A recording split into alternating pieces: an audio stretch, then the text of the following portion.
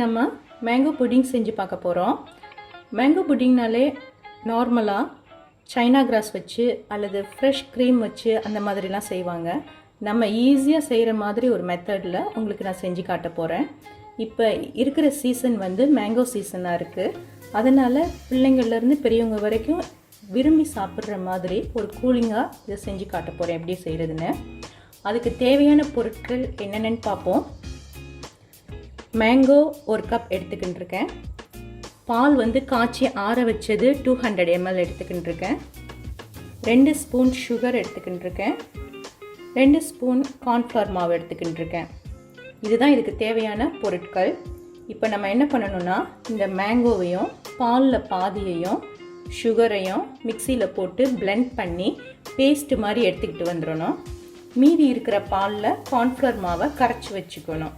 இது ரெண்டையும் முதல்ல செஞ்சுட்டு அடுத்து என்ன செய்கிறதுன்னு நம்ம பார்ப்போம்.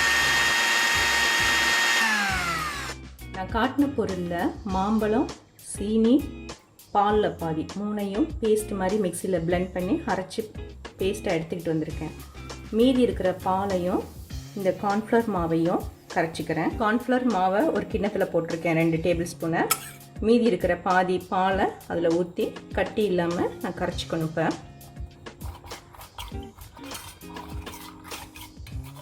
ஓகே, காய்ச்சி ஆற வச்சிட்டிங்கன்னா கரைக்கிறது ரொம்ப சுலபமாக இருக்கும்.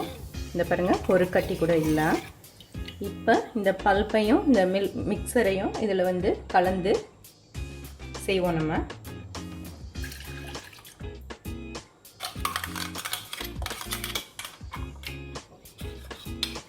இப்போ நம்ம அரைச்ச விழுதையும் கார்ன்ஃப்ளவர் மாவு பாலில் கலந்ததையும் ஒன்றா மிக்ஸ் பண்ணி பாத்திரத்தில் வச்சுருக்கிறேன்.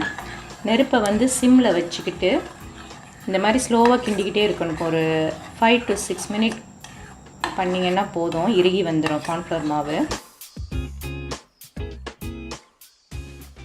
ஏன்னா இந்த மாதிரி திக்னஸ் கிடைக்கிது. நம்ம விடாமல் கிண்டிக்கிட்டே இருந்தோம்னா தான் கட்டிப்படாமல் இப்படி கிடைக்கும். இந்த மாதிரி திக்னஸ் வந்த கையோட அடுப்பை வந்து ஆஃப் பண்ணிடுங்க. அதுக்கப்புறம் உங்களுக்கு என்ன மாதிரி கிண்ணமோ கிளாஸ் பவுல் எது கிடைக்கிதோ அதில் லைட்டாக ஆயில் ஆர் வெண்ணெய் கலந்து க்ரீஸ் பண்ணி வச்சுக்கோங்க. நான் இப்போ வந்து இந்த கிளாஸ் பவுல் எடுத்துக்கிட்டு இருக்கேன்.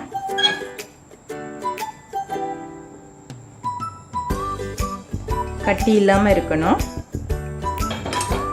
இப்போ இதை ரூம் டெம்பரேச்சர் வர்ற மாதிரி ஆற வச்சுருங்க. ஆறுன பிறகு ஃப்ரிட்ஜில் வச்சு ஒரு 2 hours கழித்து இதை எடுத்து பார்ப்போம் எப்படி வந்திருக்குன்னு. 2 hours later.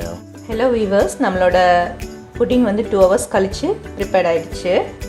பாருங்கள், நல்லா செட் ஆகிருக்கு. இது மேலே நம்ம மேங்கோ பீசஸ் கொஞ்சம் வச்சுட்டு சர்வ் பண்ணிக்கலாம். அவ்வளோதாங்க. சின்ன பிள்ளைங்க இதை பார்த்தா ரொம்ப விரும்பி சாப்பிடுவாங்க. மறக்காமல் நம்மளோட சேனலை லைக் பண்ணுங்கள், ஷேர் பண்ணுங்கள், சப்ஸ்கிரைப் பண்ணுங்கள்.